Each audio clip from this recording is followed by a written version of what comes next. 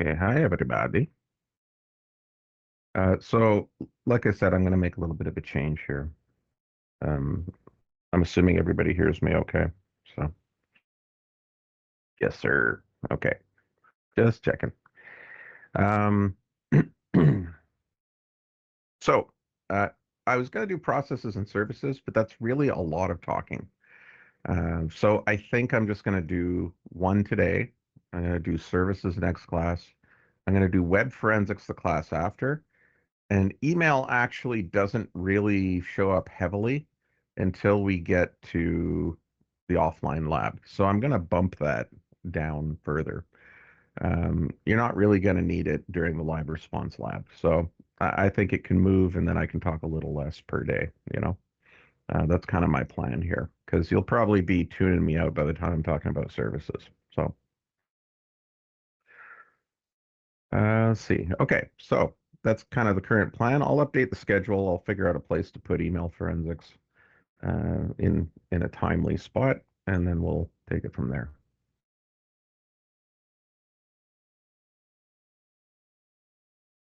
Let me just kill this other one and this one. Before I get going, oh yeah, so I've returned the quiz to everybody.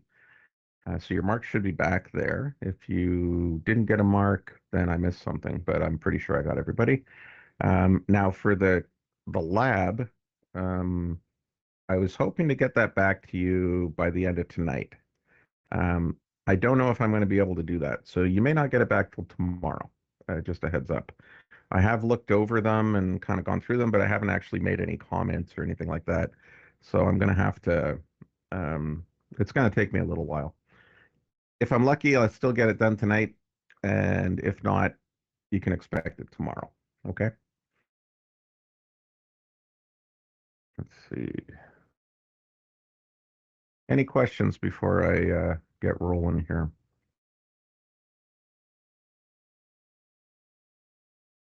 Keep on trucking. Okay. So let's do this. Processes. So, I mean, you know what a process is, or at least you probably think you have a decent idea. We just want to make that very explicit because that's a big deal when you're analyzing behavior on a system, right? So there are different parts to a process, especially these days. You have multi-threaded environments. A process and a thread aren't quite the same thing. So we'll talk about what those are, the difference between a user and a system process versus, say, virtual machines, right, which are kind of in an in-between zone. So the first thing to keep in mind, when you're launching an application, like say Outlook, for example, um, you've got a binary sitting on the hard disk and it's not doing anything. It's just static, right? What happens when you double click on it is that the operating system takes it and loads it into RAM. And that is just a duplicate of the executable that's sitting on your file system. Okay. So a process is really a temporary manifestation of what's on your hard disk. And it will write to the file system. It'll to save certain states, but processes are very volatile. They change quite a bit. They actively change, within seconds, right? So it's the behavior of a program that's been loaded into memory. Okay. So it's always in RAM and it disappears when the system is rebooted or when you kill that process. That has no effect on the file system, but it does have an effect on um, any information about what was running in RAM. Okay. So some apps and services, they may be multi-process applications. Okay. They may be multi-threaded, and we'll differentiate between those in a little bit. But these days, all of our processor systems are multi-processor. So back in around 2000, that wasn't really the case. It was a little unusual to have multi-processor systems. And coders and developers, they would learn how to code a program with the idea that there was one processor, everybody had to share it, and you had to build your app with that kind of concept in mind. That there was a certain amount of waiting that would have to go on, that different parts of the application would have to be coordinated in a certain lockstep way, right? So on a single processor, you got one process running at a time. It moves so fast, like, you swap in a process, it does some work, then you swap it out, you swap in a new one. That's what the operating system did. Okay. Once you introduce multiprocessor, it gets a little more complicated, right? Instead of just juggling, it's like you're juggling a set of balls, you're juggling like two or three or eight sets of balls, you know? Um, and that does make it more complicated as a programmer, you know? So although applications can be programmed to be multiprocessor in nature, most of them aren't because most developers kind of struggle with that. Okay. So they will do multi-threaded. That's juggling within the same processor. That's not as complicated, right? But to get into a multiprocessor environment, that takes a little bit more fancy coding, uh, and individual hardware may differ slightly in that respect. So you'll find that most applications really, although they're multiprocessor aware, they're not necessarily focused on splitting themselves off across multiple sets of hardware. But either way, each process is being scheduled by the OS. Okay, so it's the OS which is actually deciding what goes where, how much time does it have, can it be interrupted, with preference given to the operating system itself. Okay. So there are some when the OS is handling a process, there are certain things that it uses to manage it. Okay, so it has handles, what we call handles, which are just uh, kind of like shortcuts to locations in memory. If you think about it as we would with a file system shortcut, um, where basically if it wants to access that memory, it goes to the handle, um, and it finds that pointer and then can um, direct applications to say, well, this area of memory is for you, this area of memory is for you, and I'm going to keep track of it all. And if you need more memory, you got to talk to me, and I'll give you a bit more. Okay. So all of that is kind of going on under the hood with the OS and with the programming language involved. Okay. So pointers are just integer values to memory objects in memory, but memory doesn't have a file system like you would find on your hard drive. There's no folders, there's no hierarchy. Okay. It's all just kind of like a collection of files. Okay. With these pointers indicating where to go to access that content. And the files in question are actually just executables that are running, plus a little bit of not swap space, scratch space, where they can kind of store temporary variables in RAM. Okay. Um, Now, there's also a link between a running application and its access to certain things on the file system. So, it may be writing to files, it may have access to a certain directory and work out of that. It may be changing registry settings with the operating system. All of that stuff, those permissions get managed by the OS, but it grants them to the running process. Okay. Now, every process also it consists of at least one thread. Now, a thread is uh, basically, well, they call it. It's kind of like if a process is a molecule, a thread is like the atoms. Threads are the atoms that make it up. So you can't get. I mean, forgetting about quarks and things like that, you can't really get much smaller than a thread. Okay, from the perspective of a processor, a CPU, threads are about as low as you can go in terms of scheduling and handing out slices of memory. Okay. So so you can have a process that's made up of multiple threads, or you can have a process that's just made up of one thread. A lot of programmers will do multi-threaded programming. Okay. And a lot of languages support that. They make it a little easier for the developer so they don't have to think about it too much. If you're coding in like old school C, C++, threads are a little harder to work with. If you're coding in .NET, threads are a little easier to work with because they support it a bit better. Okay. But the OS is aware of what a thread is, and it can handle them, juggle them, and assign them to CPUs. Okay. So every process, it's got priorities. So there's thread priorities controlled by the OS where it determines, this is your level of importance. And, if you have to wait because something more important has come along, then that's the way it's going to be, you know? But if you're really urgent, like in a real-time operating system, um, I'll let you take control, right? So certain things are prioritized over other things, basically. And sometimes you can go in and you can massage that. You can increase the priority of a thread, where if it's kind of a little slow, you give it more priority, it gets a little more time, a little more slice time in the CPU, and then it can actually behave a little better. Okay. But most of the time, we don't mess with that. We just let the OS do it. So every process has something called a process ID, which is just another integer value, okay, that uniquely identifies that particular process. So kind of like in DNS, where we use DNS names, we have process names. We also have DNS IP addresses, right? We have IP addresses and we have process IDs. So the computer works better with a process ID. It can handle those numbers more efficiently, more rapidly. Okay. It also has something called a session ID. And there's really there's a couple of types of session. You're either running on the desktop or you're running in the background. Okay.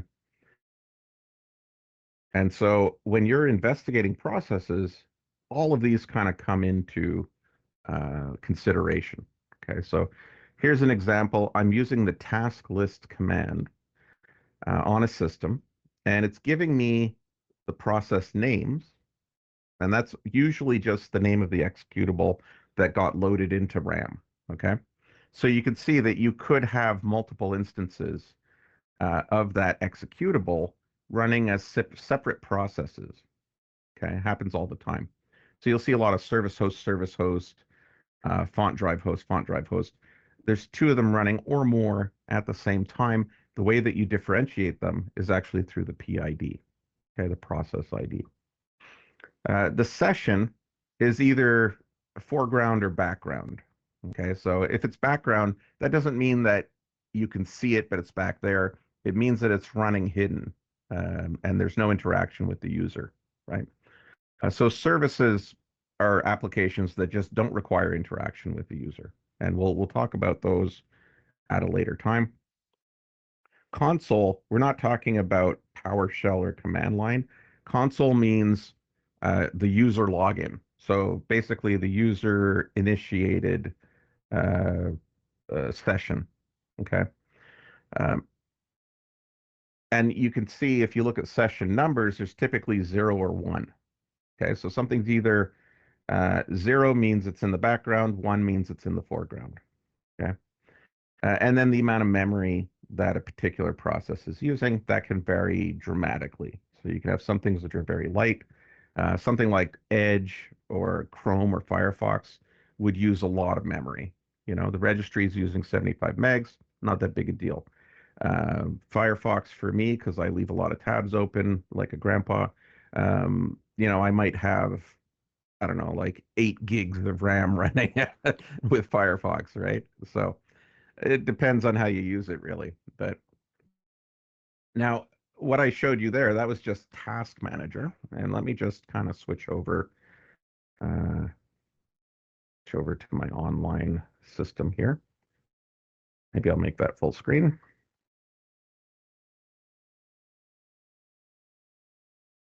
So if I just go into PowerShell, what we were talking about before, maybe I'll make this a little bigger. Hold on a second.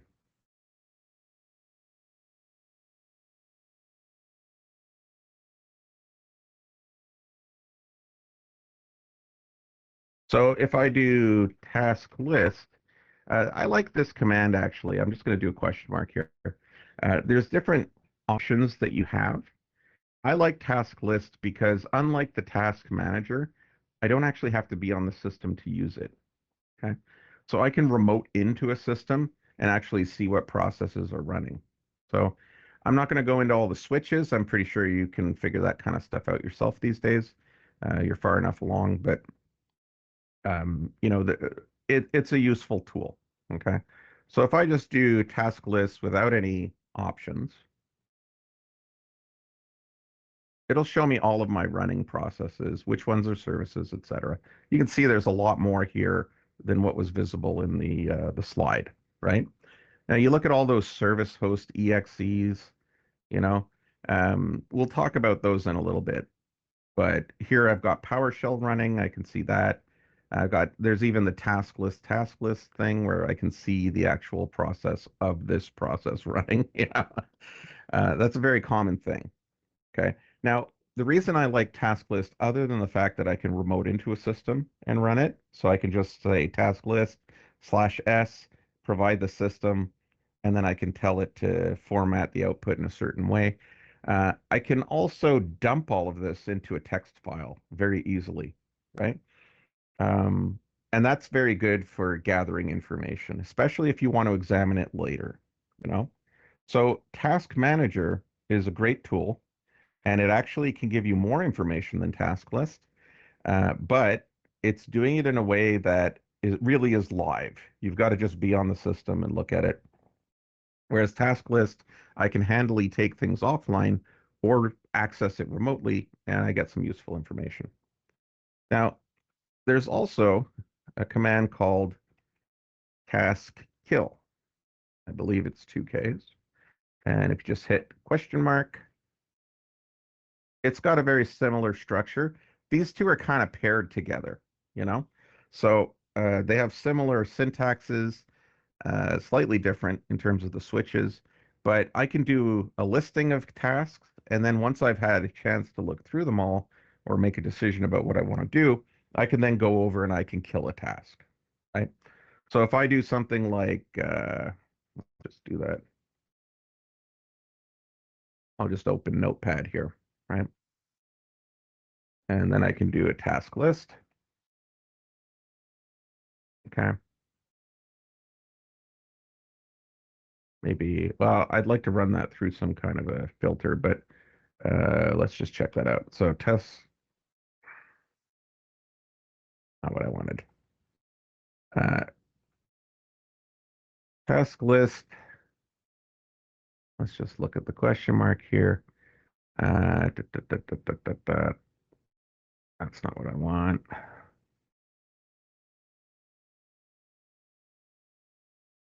Image name. I think that's probably it. Let's see. Eh, what are you doing? CLS. Let me just shorten this a bit. It keeps going off the screen. Here we go.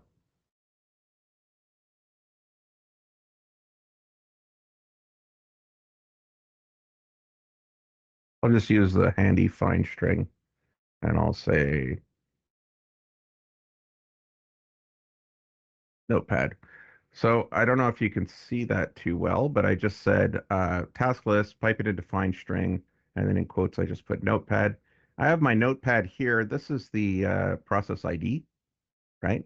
So if I want to go and kill that, I can just look at what is that? I'll just copy that right now. 6148, right? So if I go to task kill, question mark, I can provide the PID. I can also provide the image name. So I could do notepad.exe. Both of those will work. Okay. So let's just, I'll do the image name first. I won't do the PID. Actually, I'll do the PID first, then I'll do the image name. So if I do task kill /PID and then control V. So I've got this over here. This should blow up spectacularly, right? It just disappears. Success, sent a termination signal to the process.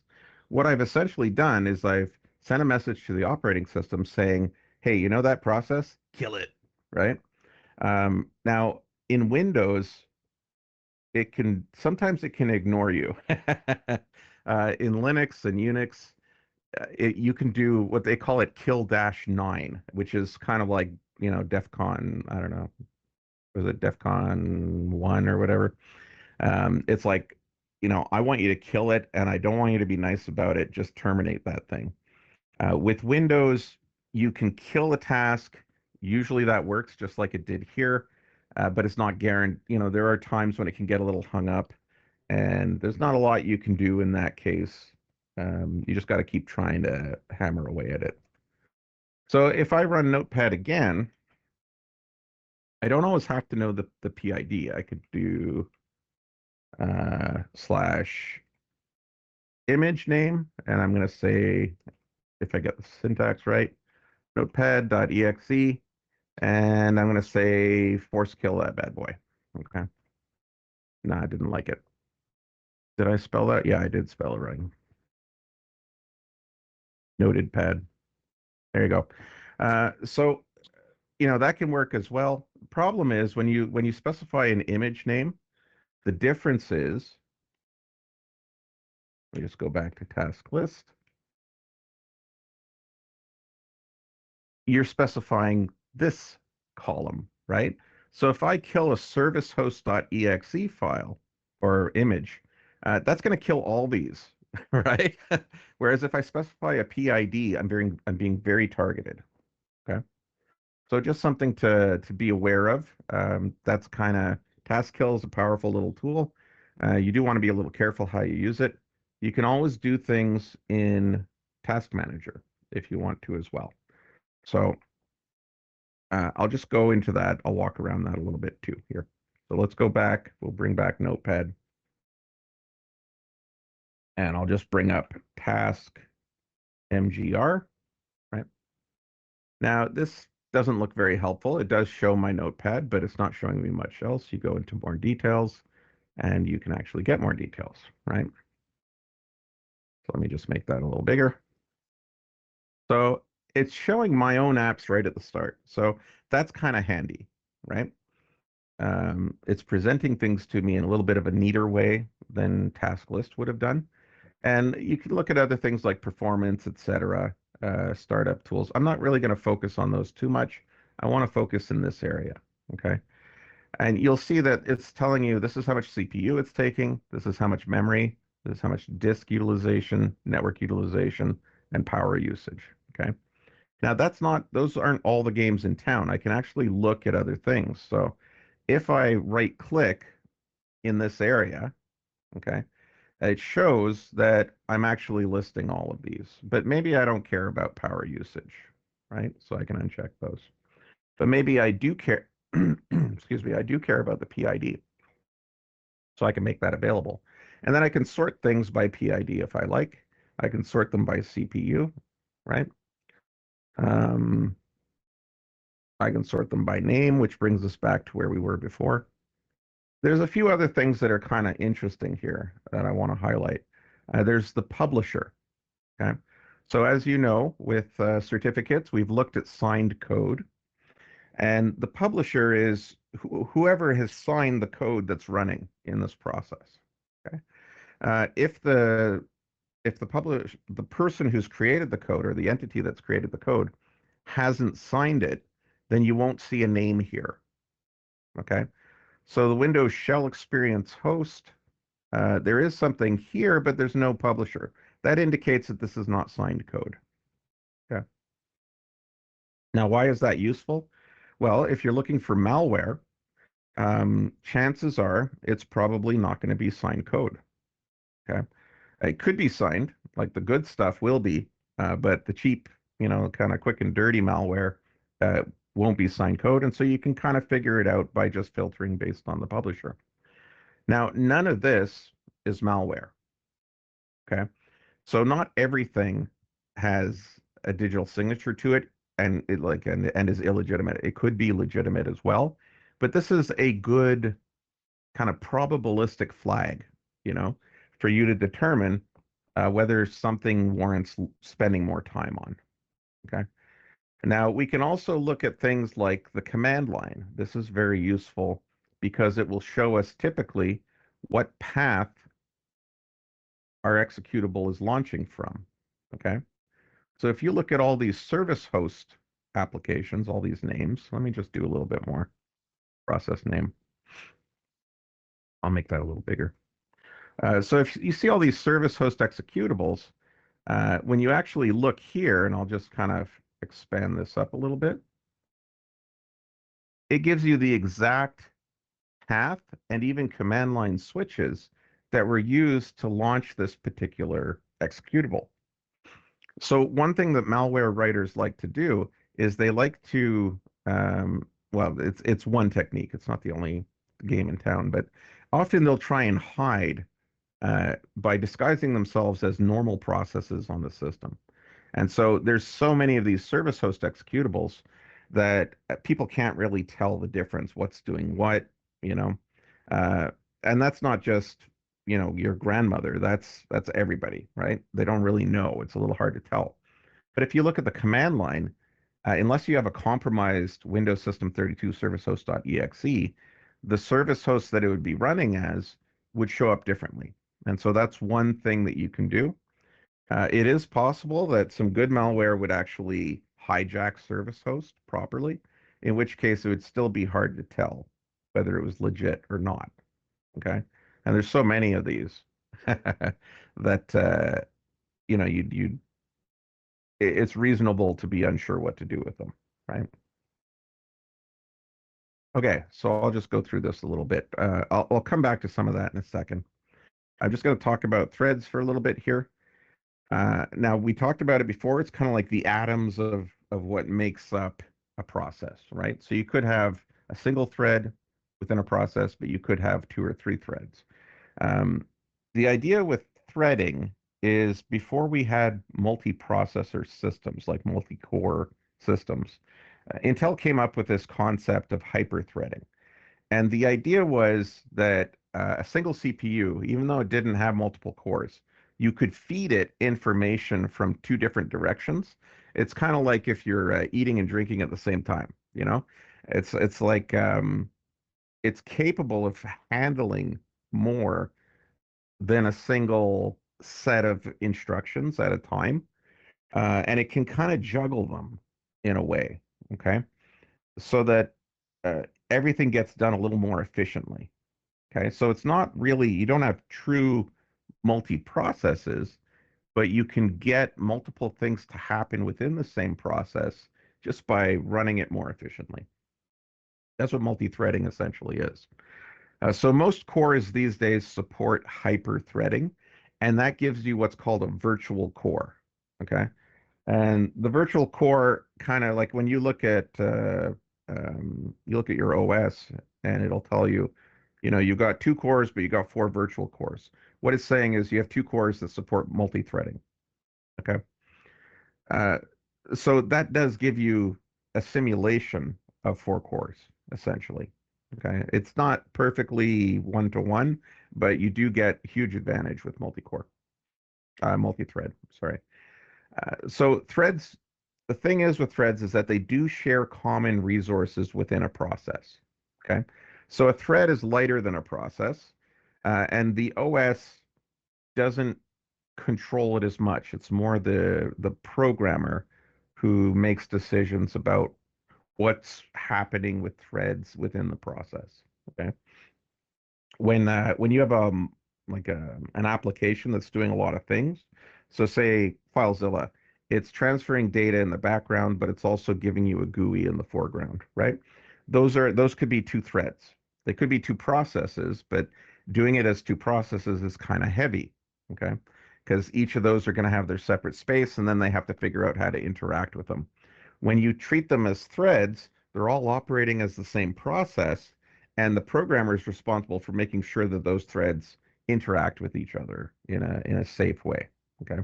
Now, what you can get is you can kind of get some traffic jams that occur with threads, where one thread is waiting to do something and another thread is waiting to do something. They both want access to the same resource, and that's up to the developer to handle it. Okay. Whereas with a process, it's up to the OS, really. So that's a big difference. But basically, when you're investigating situations, you may be dealing with processes or threads, multi-process or multi-thread, depending on the situation. Okay. The OS can schedule threads separately, and it does, but it does understand that these are to be treated with the same process ID. Okay. So if you have a multi-threaded application, all the threads are going to be located within that same PID. Okay. Okay, now in terms of user versus system processes, the operating system has to run things. The user wants to run things. The OS tries to keep out of the way if it can. That's the goal of an OS, is to be kind of invisible. That's what it should be. Microsoft doesn't always follow that philosophy, right? Sometimes they get in your way a lot. But the goal is that you want to spend as little time as possible dealing with the OS and just focus on your applications, right? So you're going to have these system processes running in the background, right? And they always run within some kind of security identity. Okay. So we call it a SID, right? And that's just a unique string which represents the context that a process is running in. So in other words, who am I running as, right? So there's a user context, so whoever the logged in user is, that's one example. The system context, you're running as the OS, or essentially the kernel. Okay. The kernel is the core part of the operating system. So it's still using a SID, but it doesn't really deal with user land things like desktop or anything like that. Okay. It just runs in the background and handles all the stuff that you don't want to have to think about, right? So processes running this mode, they're critical to the functioning of the operating system, and so they will have a higher priority, but they do try and get out of the way and just kind of seem invisible if they can, you know. And that's where a lot of malware hides. It tries to embed itself into the operating system as much as possible, and then just work in the background, except that, it's doing things that you don't want instead of things that you do. Okay. So there's different accounts associated with background processes.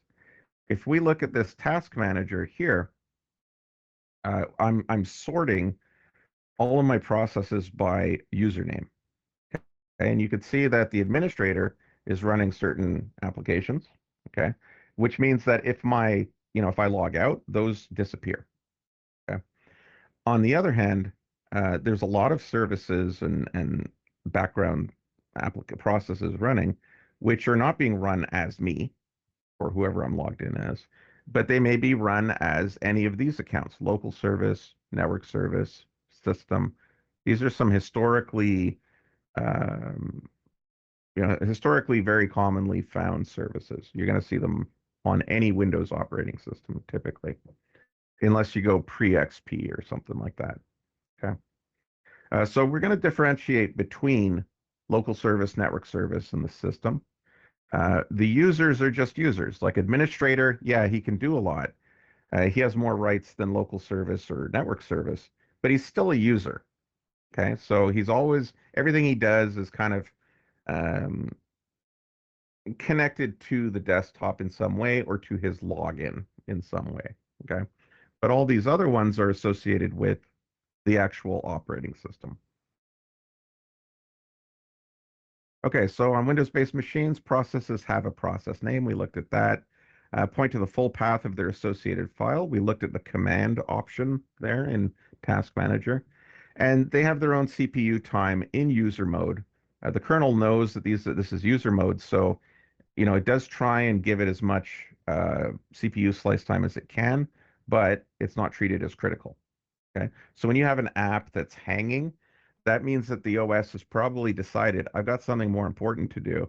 I'm going to deal with this. And your app is left kind of waiting and not able to do much, right? So if you ever do see that where it's like not responding, that means it's a user land application, which right now is not prioritized. Okay? So knowing what processes fall into which categories, that can allow you to figure out things like spyware, viruses, keyloggers that are trying to hide themselves, remote administration applications, or what they call rats. Rootkits, which basically is when an application has managed to sink its teeth into the OS and can kind of distort the way the OS behaves. Okay. Rootkits are kind of bad because they're a little hard to get out. But when you're trying to find all of these things, it's helpful to know, what user the application is running as. Is it running as um, the kernel? Is it running as a network user, which is not as dangerous? Local service, not as dangerous. Is it running as you? Fairly bad, but depending what administrative rights you have, you know. So the best method to keep to kind of distinguish between these is to set up what they call a baseline. So you have a system. Let's say you have an image that you're deploying to all your users, right? It doesn't have to be a single machine. You can just have an image, put it on a machine, take a baseline of what's normal behavior. So task lists can kind of come in handy there. And you can use that to figure out what's normal, what's not normal, what's deviated from what we're used to. Okay. A lot of people don't really do that. They'll instead rely on something like antivirus scanners, but those don't always do the trick. Okay. So becoming familiar with what is standard behavior is useful from an SA perspective, also from a forensic perspective. So what you're looking for often in this, at least in this course, is rogue processes, right? And that can be difficult to spot because they do try to hide them, the malware writers. So all service host processes should be started by services and not by applications. That's one giveaway. So if I go back and I just check out my task manager here and I look at these service host apps, I can see that this is being run by service host system32 service host.exe, right? Um, and if let me get rid of a couple of things here. Hold on. Want that? That's okay. No, I think what I'm going to do is go over to details. Details can also give you some useful information, something that you can't select from that other menu. This is where it actually shows me what the different users are. Okay. So I got Matthew.Saunders, I've got system. I can sort by that. And then I can figure out, okay, all those service hosts, you know, what are they running as? Well, they should be running as system. If I have one that's not running as system, that's a red flag. That would be because that's atypical for a Windows operating system. Okay. If you ever want to know like what is service host, it's a service that runs other services. Okay. So each of these individual executables is a separate service that are all being managed by this super service. Okay. So at one point in history, Microsoft decided, hey, why give all of these individual services, their own service? Let's just put them all under one umbrella, right? That turned out to be a terrible idea. Uh, so they don't really do that anymore, but this is all legacy, and it's not going away anytime soon. So malware writers looked at this and said, "This is great. I can hide inside all of these under this umbrella, and they can't really tell that easily, right?" But the way that you spot it is partly by looking for the username, seeing whether that makes sense. Okay. So service processes, they should not, they shouldn't be run by, regular Joe user or something other than system. Processes that don't have descriptions are suspect. That doesn't mean that they're guaranteed to be bad. It just means that it's a little unusual. It does happen. So it's not proof, but it's a flag to look at. Now, one thing I'm going to kind of warn you against when you're using the web to search out processes, there's lots of sites that give you junk answers. Okay. And part of the reason is they're trying to sell you something. So, like, oh, that's, service hosts, that's a really bad process. Here's what you can do to get rid of it. And then they have you install something which is, probably spyware or something like that. And I see that a lot with less educated users. Like, kind of the boomer generation, and they fall for things that are on the web that which are really not ethical at all, and they're being misled. You know.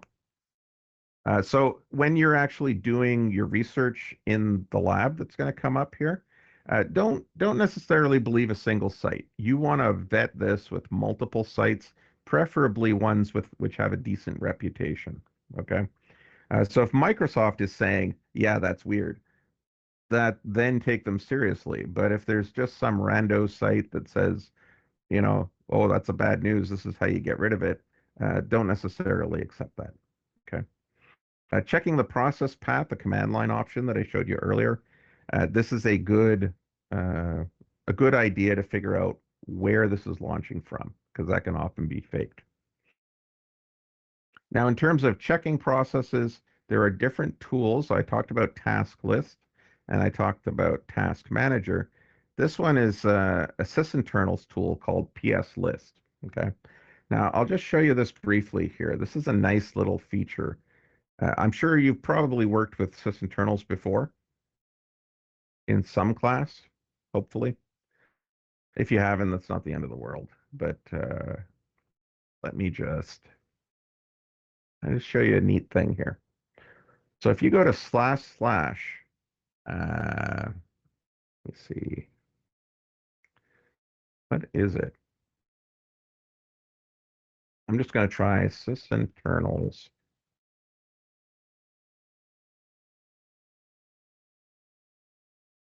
I don't know if I have this quite right, but I'm going to give it a try.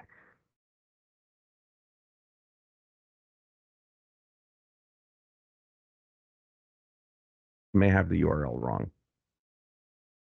If so, I'll have to Google it. No, doesn't like it. Okay, so I do have to look it up. Just bear with me for a sec.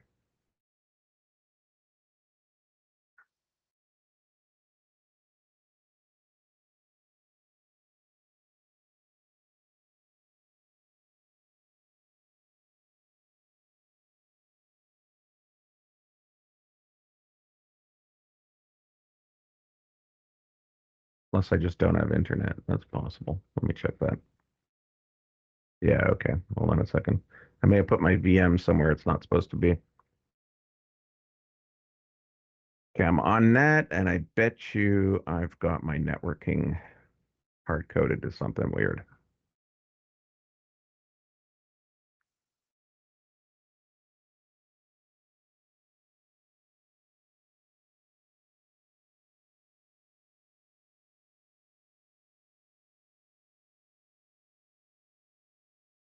Yeah.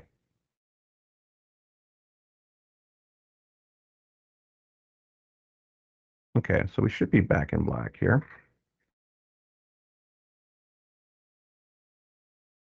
Wow.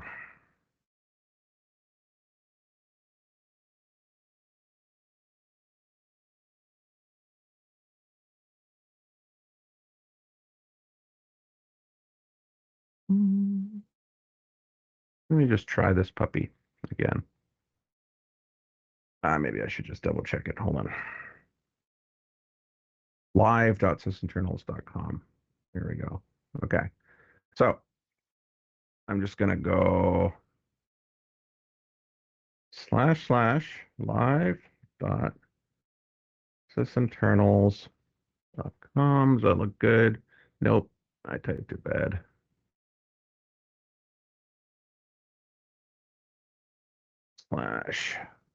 /tools/ So this is a Windows share, which is kind of weird, right? Because it's a share that's out on the internet. But this is a read-only share. And what they've done with sysinternals, instead of having to actually download the files, oh, come on. I wrote it wrong again. Okay. Cool. Instead of actually having to download the files, you can actually just access them over the internet, which is kind of cool.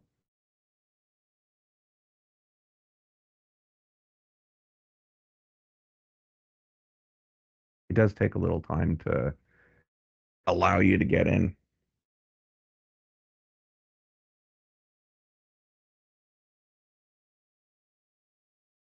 Woo. Okay.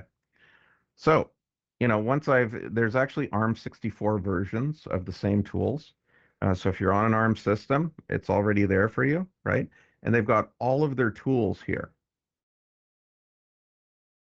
So everything that sysinternals has done, you can call from off the internet. You're not directly running off the system, right? Which is kind of sweet. So if you have internet access, this could be a useful little thing. And then if I want to, I can just go, now that I've actually kind of mapped the drive, right? I can say, I want to run ps list dash, what was that one? Let me just check it. Dash T. Okay. So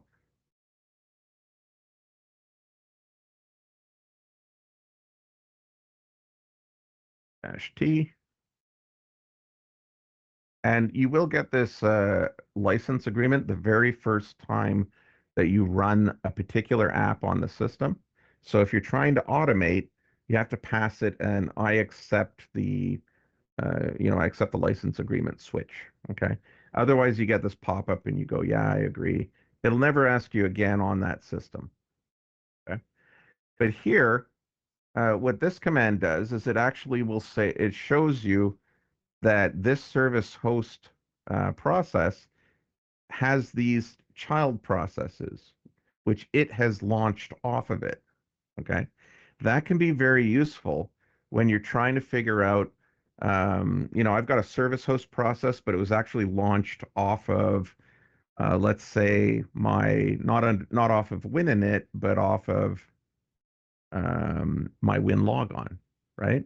Well, a service process that got launched off of my login to the system, that's junk. That doesn't make a lot of sense. The same thing, if I had Firefox running, but it was running as a service, or it was running off of some operating system parent process, that wouldn't make any sense. And so you want to look for those odd patterns that stick out, right? You're hoping that the malware developer kind of missed a detail here or there that you can kind of notice and then take care of. Okay. So yeah, we're going to be looking at different sysinternals tools. I don't really care if you grab the executables off of that share or if you just run it directly off the share. It's a little slower off the share, but it's also available pretty much all the time, right? Which is kind of nice. This is another example, something called Process Explorer. And you can see, like, you're going back to the year 2000 when it comes to the user interface here, right? But there is tons and tons of information within this, okay? This will actually tell you a heck of a lot. So let's uh, let's just go back here again. So if I just go to, again, it'll be a little slower, but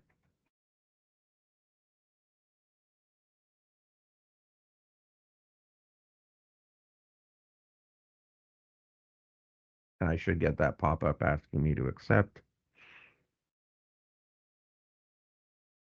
Thinking about it. Do you agree? Yes, I do. So if you wanted to script this, you'd have to agree to that ahead of time, right? Make it work, or build it into your script. So, like I said, this is not the nicest UI interface. Okay, it's a little weird to work with, a little old school, but there is a ton of information here. And this is Mark Russinovich who did this.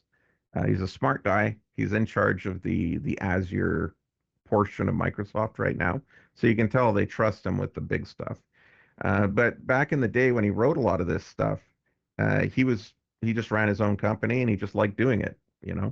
So he has a deep understanding of Windows. Um, and he's a pretty smart guy. But when you're looking at all of these, you can see that there's certain color codings which you can inspect. So, for example, all this purple here is just indicating we're dealing here with user processes, right? These are system processes.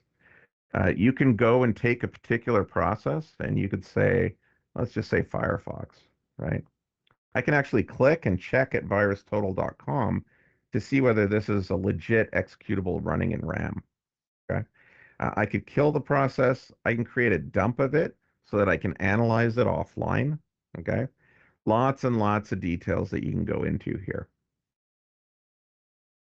uh, including whether a file has been, what it's doing in terms of TCP/IP, any kind of environmental variables that it's using, like lots and lots of things. Okay. You can spend a lot of time on this, and you probably should. But in this course, we're not going to go too far. It's up to you to decide what you're going to do, which tools you want to use.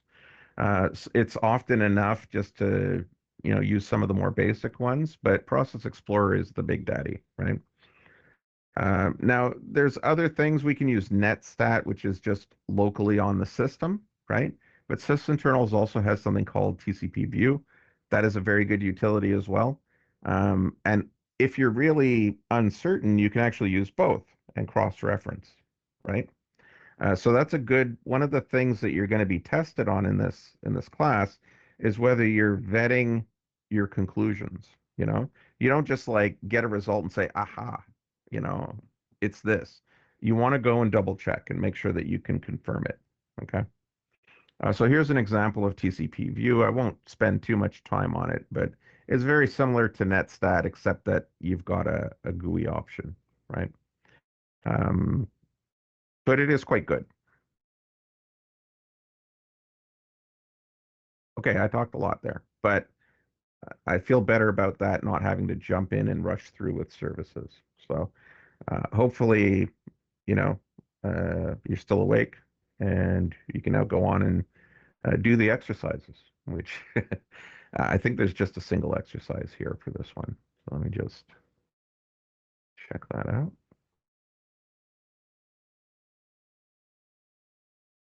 Oh yeah, yeah, that's right. Okay. Hold on. I had a little bug and I got to copy the data over. So that's going to take me a little bit of time. So I'll just kind of go away. Stop. Yeah. All right. Maybe I can just do this. There we go. Okay. No, that didn't help. There we go. I can get it. I have to get it off of Moodle. I'm going to download it and I have to copy it up for you. So I'll just show it to you right now. Um, the main thing I want you to do is processes and services. Uh, but so that'll carry over for the next class. There's also an auto runs exercise and a tasks exercise. Those are totally legit. You should do them, but they're smaller. Okay. So the big one is processes and services, and then these ones are they're kind of titchy. They're not that big a deal. I will copy all of this over into Brightspace because apparently it didn't copy over, and I'll make it available to you as well as the slides. Okay. So I'll start with this one, just so that you have something to start with here.